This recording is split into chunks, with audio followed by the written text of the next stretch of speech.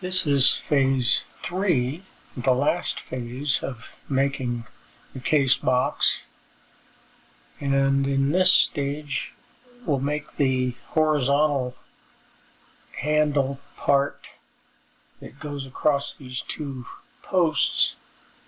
That piece is 1 1/4 inch deep,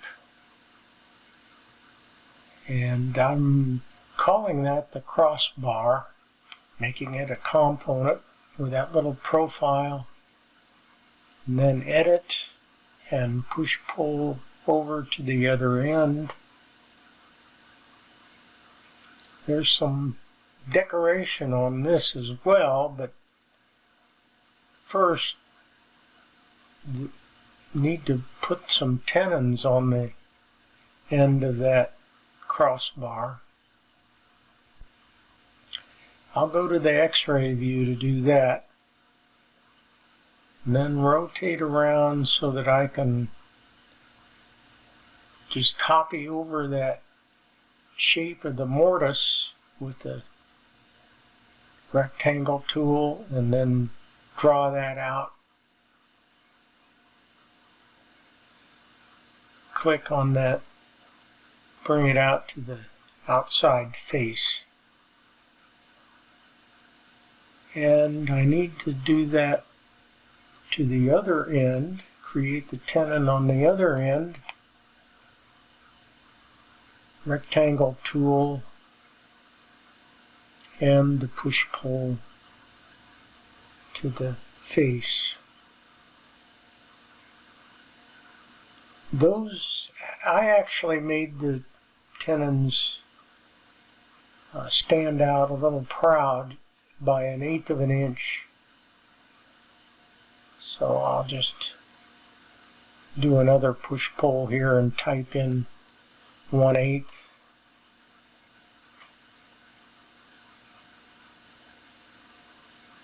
And the other thing I did is create an arc shape, and I'd like to know that the bulge on this is just a 1/4 inch bulge, so I'm typing 1/4 with that guideline, and that's the center line. Actually, I could have just drawn without that guideline and the center line, just point to point, and then type in a bulge of 1/4. That would have been easier. Use the push-pull tool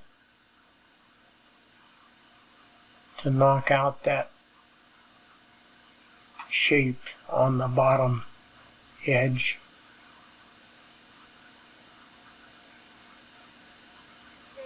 Then, like there are those little chamfers in the post, I will do the same type of chamfer, 3/4 inch off the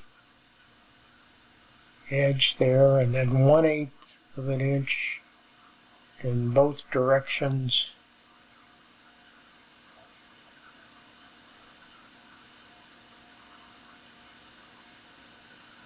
And I also need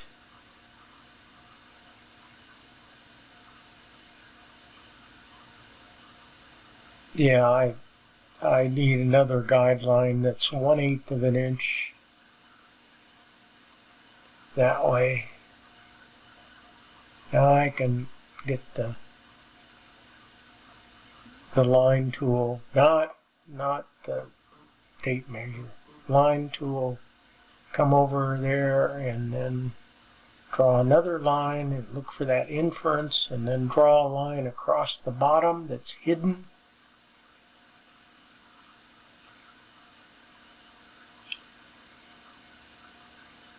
Do the same thing at the other end of that shape, but I need a 3/4 inch offset here. And then 1/8.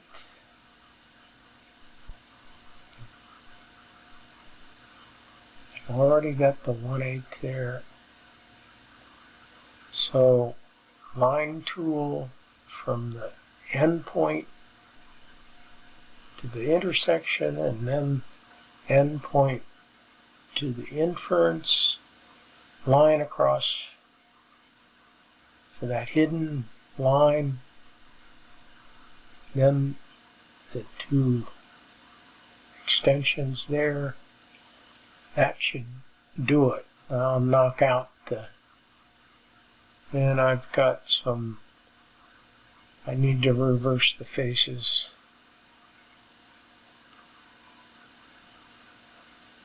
Reverse face, right click, reverse face, then get rid of these guidelines. And I've got to copy that shape over to the opposite side. Left to right selection, and then move copy on the green axis. I need to flip along green and bring it back. And I gotta grab the corner here. There. Green. I'm gonna type the left arrow key and erase the line. So that completes the shaping of the handle. The last thing is we need a bottom for this box, and I'm using a bottom that will just slide in from either side. It's like a bottom on a drawer in a way, and I'm going to make that bottom 5/16 thick. And I will stay away from the side there 1/16, so there'll be a gap of a 1/16 at each end.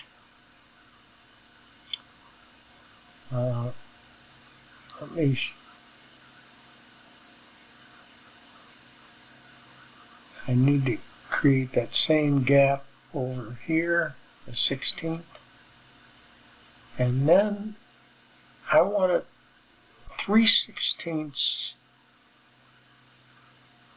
thick at the end point. There's going to be a taper.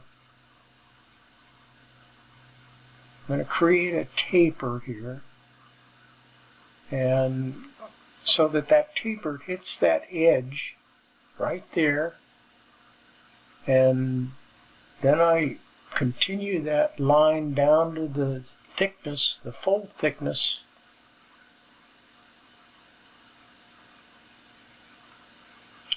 and I need to do some of that same work over on the other end.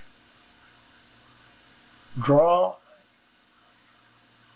a line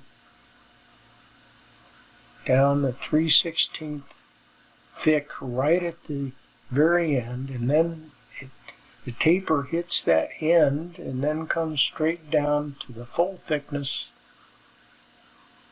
and I can finish up the profile of that. There's the profile. It'll just slide in from either end. I'm going to make that a component, call it the bottom. Now with the push-pull tool, I can create the length of this bottom. It will come out to the back face of the post, and I can push-pull this out to extend to the full length. And that finishes the, well, there's a couple extra lines here need to get rid of.